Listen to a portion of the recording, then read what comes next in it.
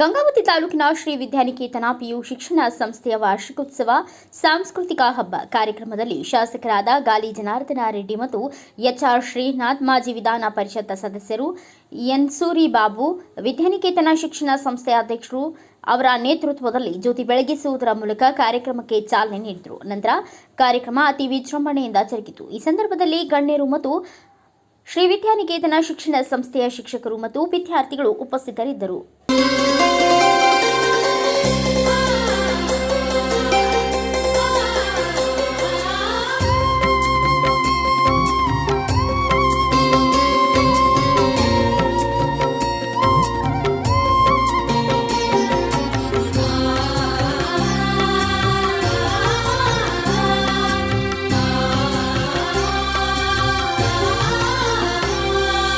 ಜೋಗದ ಸಿರಿ ಬೆಳಕಿನಲ್ಲಿ ತುಂಗೆಯ ತೆನೆ ಬಳುಕಿನಲ್ಲಿ ಸಹ್ಯಾದ್ರಿಯ ಲೋಹದ ದಿರವು ತುಂಗದ ನಿಲುಕಿನಲ್ಲಿ ನಿತ್ಯ ಹರಿದ್ವರ್ಣವನದ ತೇಗ ಗಂಧ ತರುಗಳಲ್ಲಿ ನಿತ್ಯೋತ್ಸವ ತಾಯಿ ನಿತ್ಯೋತ್ಸವ ನಿನಗೆ ನಿತ್ಯೋತ್ಸವ ತಾಯಿ ನಿತ್ಯೋತ್ಸವ.